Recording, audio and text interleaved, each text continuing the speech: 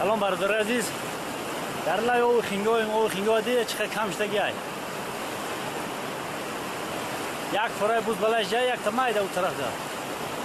همیده یک تا کنده های. انا همی کنده های که و انا همی را در فوکس ها تغریق کن. انا همی کنده را بوز بالا ای دور دیدمش گفتم گیریم در او پرتویش هم خیل انا هم خیل برای هو ای پایون برین گیریمش ایجا که کنده هم بوز بالا یا بنزپیلا وارده بریدن در کر یعنی بینی سفیدور او خوردگی چپاش کردگی ای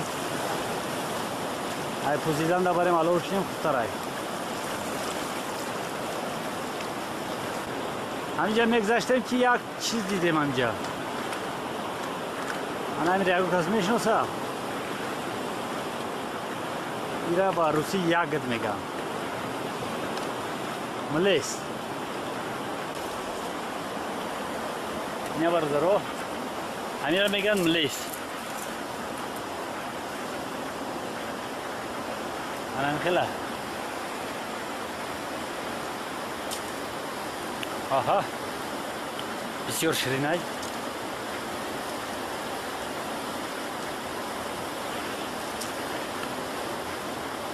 وقتی خوردن شد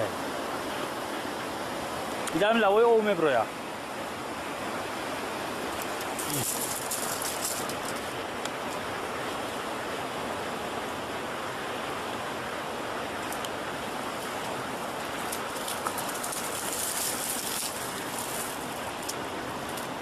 اینا ملیس سازی میکنیم میخریم بچه ها در وقت یوشیش ترش های حاضر شیرین شدگی های پختگی های افیر میشه سرماشون میزنه یکی از سرما خطی توبوار های خیلی بخوات های خیلی سرما میفوره که یارو بزنه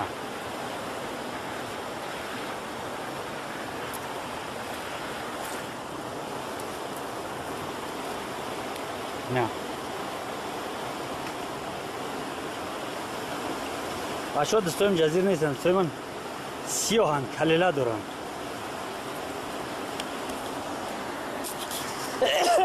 پیر شوی راست گفتیم الحمدلله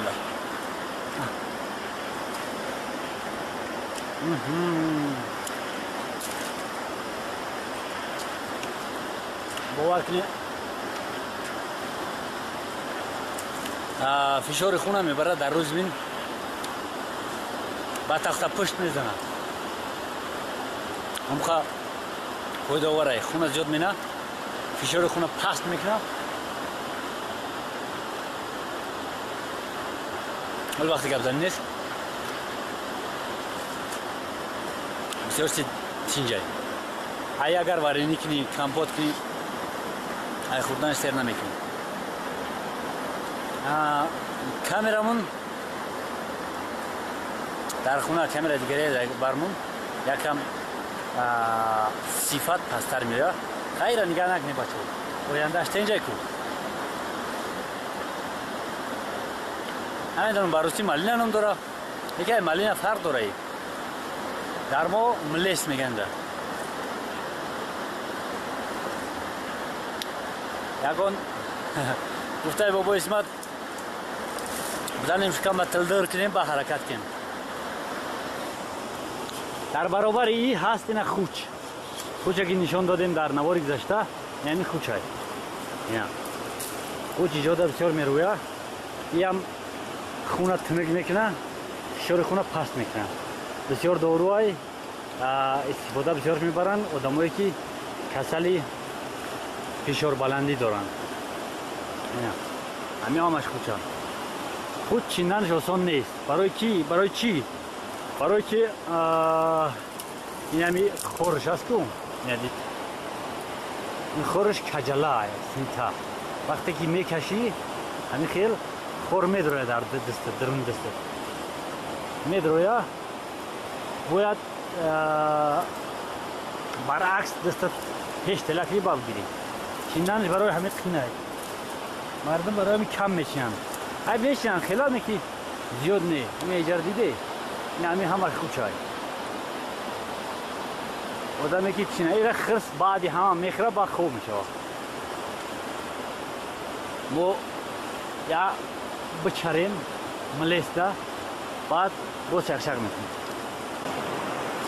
бачаҳо нагуфта намуна дар парки миллием парки миллӣ ҳамин атрофо боло парки миллӣ ай дар ҳамин ҷоҳо нами лавлав ями охингов мана дар ҳамин ҷоҳо андатр гуфтани саги овӣ меган андатр ҳам хеле мегарда ки дар китоби сирх дохил шудагӣ мумкин нест хапидан ғам додан ё ки киштан ё ки ягон чӣ парки миллӣ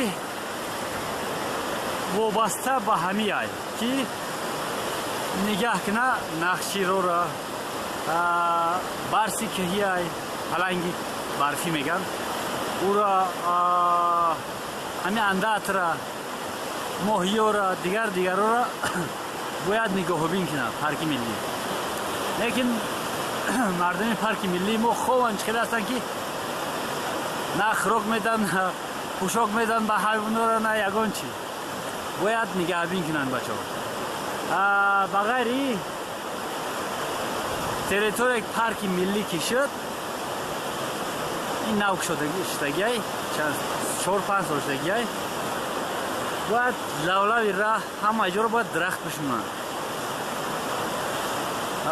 маблағ барои парки миллӣ ҳатман ҷудо мекунанд ай тарафи ҳукумат агар якам овозбирорӣ иншоалло ки ҷудо мекунанд барои парки миллиай ва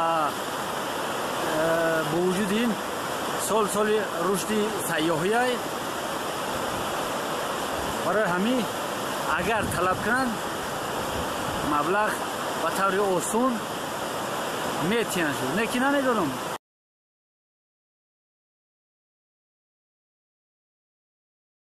ира намедонем ҳозир мо ҳам лавлаи охингов мерем ҳамихел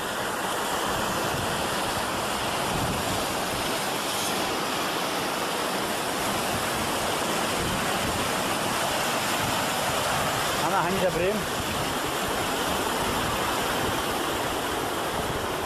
лекин охингов бисёр чиқирай ай ҳамиҷа агар як қадам зани бисёр чиқирай чиқириш як тараф чиқириш ку бепарво неки хинук ай ёва гузаштан осон ай як дам да мегзари бигем неки дар хинукиш тоб намёрӣ ман тобистон обозӣ кардагим дар ҳамин ов бовар кунӣ як шоҳҳои майда буд ҳамра гузаштам ягон 1 соат 2 соат дар мобайн дар таги автобус дар зери автобус истодам гарм кардам ба тобистон буд ҳозир боз ин қадар хинукай ки мана иҷа қати гузаштан дакор ҷа якам хатарнок ай барои ҳамон хай майда мегзарем ҳай гузаштем ана ҳамиҷо қати рафта истем ана ҳамихел сангорам овардагӣ мондагиай рӯ ба рӯ девол кардагӣ нест якам хато мони потам мисол намхел санг мерава ин сангам ҷӯ надора ина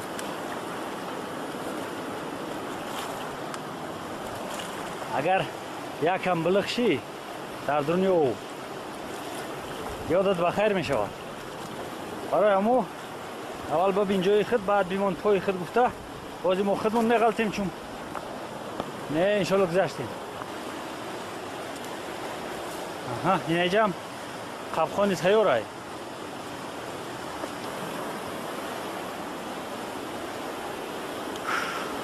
на ҳамҷа растем дакор ҳозир бирам ба гирон кунам ина ои хинҷов ина тепа ба паси тепада деҳаи ғовд на ҳамҷа хуна исматай ҷудо ай қишлоқ ҷудо ай деҳа ҷудо ай хуна исмат ҷудо на чия парвоз дора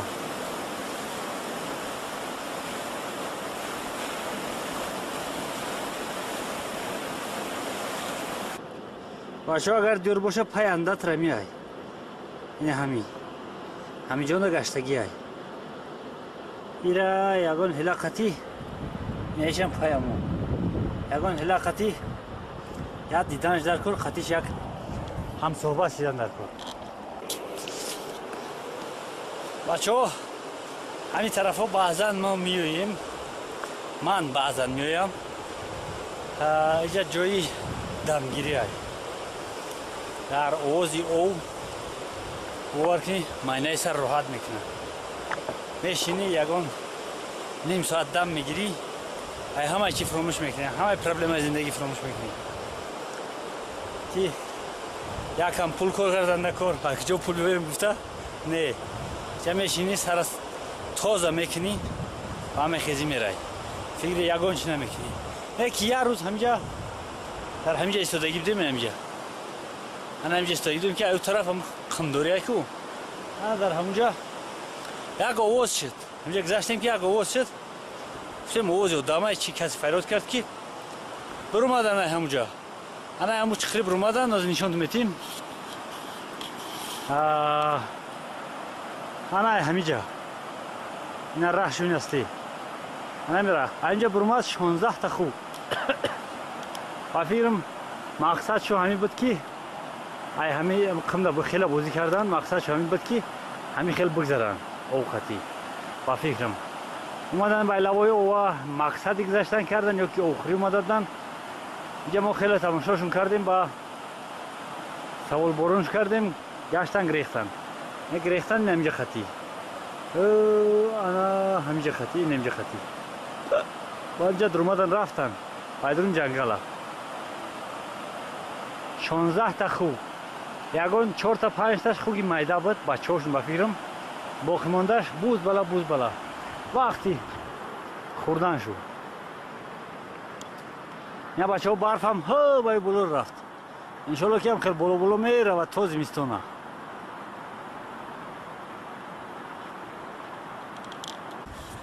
حاضر برف باردگی در بلنکه ها برف زدگی وقتی شکار نقشی رای. اگر کو یک سلاحی که برای تماشا کنی یک نقشیر پشت کنید گیری بیایی. لیکن سلاح نداریم، نصیب باشه از سال دیگر انشالله که سلاح میگیریم با میریم. مثال شکار نرفتیم، یکان کس خطی میگه در مقصد هست باید که بریم. یا بچه ها رسیدیم در پیش موتورسیکل حرکت میکنیم طرف خونه. تلفن در جای تریجیدور موندیم، نوار گذرونده است. در برش یک خوبچه پرفتگی دارم جای خلطه را بار کردیم، سنگ موندیم کسی نگیره گفته خدمه اومدیم این طرف. باز میریم میبینیم اگر کسی نگرفته باشش نوار انشالله میگذره. روزی 11 هم نوار گفتیم، همین روز دین روز بگیم، دین روز به نوار گرفتیم، امروز میگذره. هم بگه باید بگذره، هم بگه بگذره. این نواری ما پگه انشالله میگذره. های برادر عزیز ما در راه رفتن میگیریم. همین ابلی پیخ هم یک تماشا کنیم بعد. این بچه ها همه انگت همه ابلی پیخ همی های اینا یه یکون کس نچینده است. اینجا بسیارای موندگی هم اینجا جنگل انگت های. در درون این جنگل نمی سیاهایی میبینی همش انگت هم اینا قوزه وقتی چیندن شمایی برای میگیری میتکی میبری در میسروکا میگذرونی گرم میکنی بروغانش میگیری در گوش مایدکی نکنی. پاکشدگی نیمش انا اینجا جنگلی انگت ابلی پیخ اینا. در درون این جنگل امکان است که خوک باشه. خوک با شب چرا میکنه با روز میاد در درون جنگل در نزدیکی های لوای او در جاهایی که آواز نیست در هم جاها استراحت میکنه. روز تو بگه استراحت میکنه بگه باز چرا میبره جفت کردن زمین ها. این خوگور یکان شق قپیده یکان گروز شق قپیده روم کرده بعد جفت کردن نشونشتیم که ترکتر هم در کار نمیشه. خیلی حلال نیست نگه جفت کنه گاب نیست خروکش هم نیستیم همین کار کردن در کار. های برادر عزیز در امان الله باشید تا بازدید.